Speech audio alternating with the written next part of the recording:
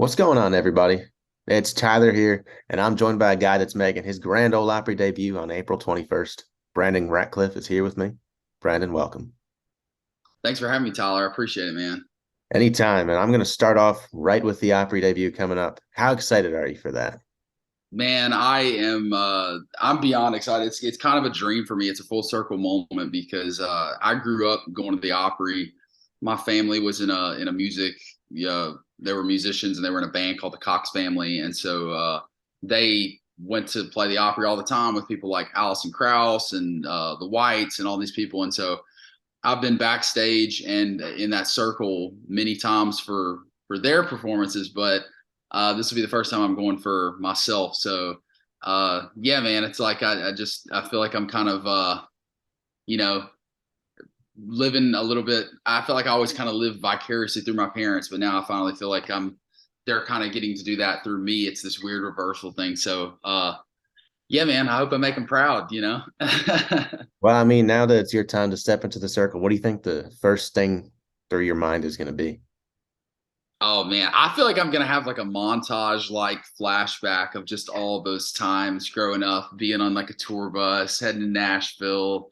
Uh, like that's what I was saying. It's just kind of it's hard to really encapsulate in words what those things mean. They feel like they run so deep.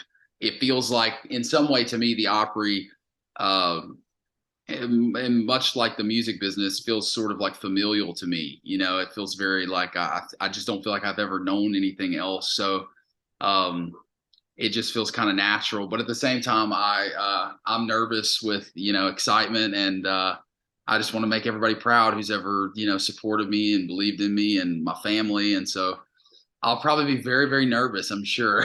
Yeah. Well, that's understandable. I mean, with the whole experience of going to the Opry and watching your family play and everything, do you have any show from the past that sticks out to you as like just one memorable night that you remember from the Opry? Oh man, I remember the first time I ever got to see. I mean, there's so many throughout the years, like hanging out with guys like Eddie Stubbs and and seeing Marty Stewart backstage and stuff. I would say probably the most memorable was, I want to say it was the same night, but I was getting a little older. I was probably like 14 or something, and we went one night to see the Opry, and John Conley was playing. And I love John Conley growing up. My parents love John Conley, and they always kind of introduced me to like old school music. And so as soon as I saw him, I remember thinking, first of all, like, wow, I'm way taller than this guy. I had no clue John Conley was that much shorter than me. But those guys seem larger than life, and then you see him and you're like, wow. But he was incredible, man. He sang like the old school. He sang Rose Colored Glasses, and it was incredible. And I think that same night, um I'm forgetting their name, but the band who sang like "I want to kiss you all over and Yeah, over I again," can't think of who it is, but I till know the that. night closes. And dude, they sang that song, and it like, I remember I'd never listened to them, and I remember being like, bro, it like lit the house on fire in there. It was incredible. So I Oh can't yeah. forget that one. I mean, I saw my first Saturday night at the Opry last month, and the Isaacs played. Man, it was insane. The place went crazy. Dude, that's incredible, man. Come on. It Yeah, was you awesome. can't get better than that spot, man. It's a beautiful spot, man. Did you see it at the Opryland, or or was it at the Ryman? It was at the Opry. Oh, nice. Yeah, Yeah. another whole history. The Ryman used to be the home. Yeah, I know, man. Yeah, exactly. Those are both, I mean, I feel the same kind of energy for the Ryman, It's Mhm. the mother church, man. So, Oh, it's but yeah, awesome. beyond excited, man. I'm steeped in anticipation over here for that whole weekend. I'm gonna have so much family up here and friends and stuff coming to see me that it's gonna be like a big family reunion. So it'll be fun. Well, you get to play songs off your debut album that came out back in January called Tale of Two Towns. Now that it's been out for a few months, what's it been like seeing all the fans' responses to it? Man, it's been amazing. It kind of, when I first wrote Taylor Two Towns, the title track specifically, It kind of made me a little bit nervous to show people that because it was the first time I'd really kind of let myself be that vulnerable writing songs and the sentiment in Tale of Two Towns is one that is a bit like I don't really know the word for it, but it can be depending on where you're coming from.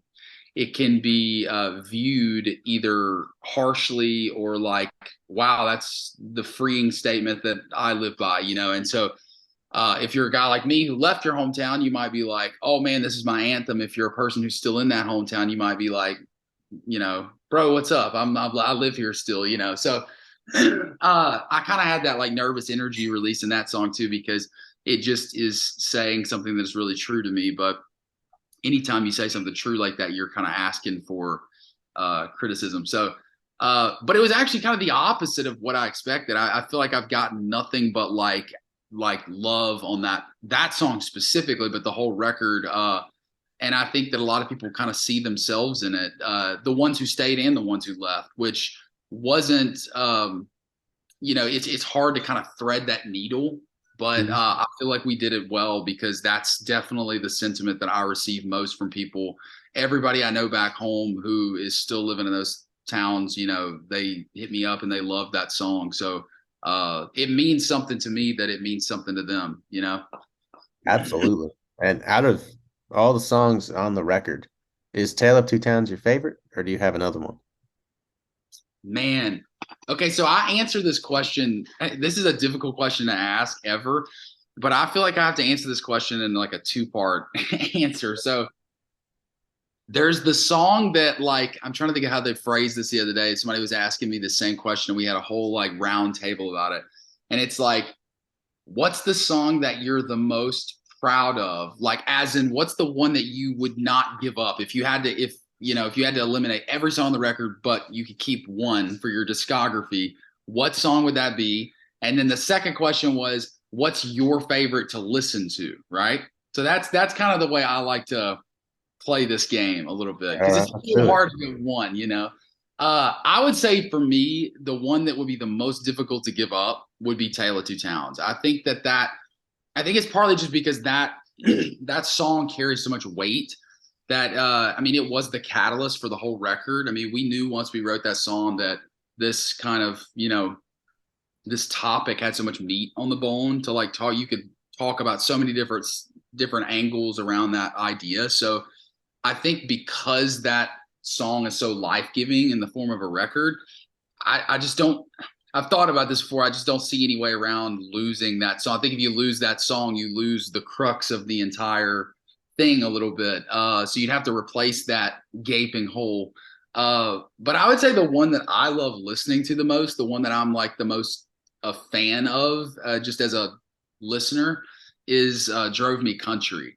That song, ever since we cut that song, and it's always kind of fun to me to like see what other people's favorites are and stuff because sometimes they're confused by my favorite or they have a favorite that I'm confused by. But that song, ever since the day we recorded it, it just had a special thing about it to me. Um, it just sounded kind of like one of those like classic like recordings that you just go like I feel like I'm going to listen to this 20 years from now and it's still going to sound great. It feels kind of timeless to me. So yeah, and the message kind of resonates with me where I am currently in my life. So yeah, I'd say Taylor Hey, Towns and Drove Me Country. You know, those are both good answers, and timelessness is one of the best feelings to have as an artist for a song. yeah, man, it's hard to do. Yeah, it's hard to do because you're Very. a product of the time and place that you know grew up, and it's sometimes tough to find the niche thing that you do, but then also make something that feels like it's has always been around. You know. Oh yeah. Now, this next question feels like a game for me as well because I feel like this is a question where it's kind of hard to fit so much into just a small, short answer. Now, if you had to describe your album in just one sentence to get people to listen to it that haven't heard it yet, how would you describe it? Oh man, that is really tough. That's really tough. I could probably do this really well if you gave me like 30 minutes. I could be like, I'll put together a solid sentence for you. Man. I would say that without, at the risk of sounding like pretentious or like I'm selling myself, I would say that the record is, maybe this is not a sentence. This is a long adjective list or list of descriptors, but I would say the record is a thought provoking record about leaving the place that you're from and all the questions that come along after that decision, and how life is ultimately sort of a crossroads, and you make one decision and there's a whole path that leads down that road and there's another path over here, and we all are kind of forced to make those decisions, and this record is just sort of dealing with the questions in the wake of those decisions. Well, you heard the man. If you like what Brandon just described the album as, then you go listen to it. My And English professor in high school would have called that a run-on sentence, you know. But hey, oh my God, I can't tell you how many run-on sentence comments I got on my papers. yeah, come on, man. Hey, I think a run-on sentence is just the bread and butter of being a true writer. Yeah, there you go, man. That's right. It just means you got a lot to say, you know. Exactly. It's better to have a lot to say than nothing at all. Yeah, amen, man. Now, before we go, I wanted to ask you about touring. So we're already in April, Yep. and this whole summer concert season's coming up. We've got festivals, I mean, concerts on the beach, wherever it may take you. What does this summer look like for you? Man, as boring as an answer as this might be, because this is something I've been asking my team a lot lately, because we really haven't toured since 2019, which is feels like almost like a decade in some way. Um, and in a lot of ways, I'm really thankful for that season because it gave me the time to like really dig into like songwriting and making this record and everything. Um, but all that being said, I'm super pumped to get back out on the road. I know we have a string of shows in April and May with a band named Girl Named Tom. And we're doing some like theater shows kind of in central, America and like the East Coast a little bit. 11 dates, but there's a couple other tours that are in the works right now that I can't really fully That's all right. release any information about because they're still sort of in the air. But let's just say I'm super excited at the prospect of some of these tours. So yeah, and then festivals and stuff. Hopefully, some of those will be coming along too. But we sort of had to start from ground zero with Tale of Two Towns, and so things are getting to us a little late, but they're coming though. Hey, I can't wait. I know everybody else out there watching this can't wait too. And if you don't follow Brandon on Instagram and the rest of his social media platforms, you should go do that because you're just missing out. And if you haven't streamed Tale of Two Towns yet, do it. Just simple as that. Simple as that, baby. Come on. Brandon, thank you so much for joining me, and we'll see you guys next time. Thanks, Tyler.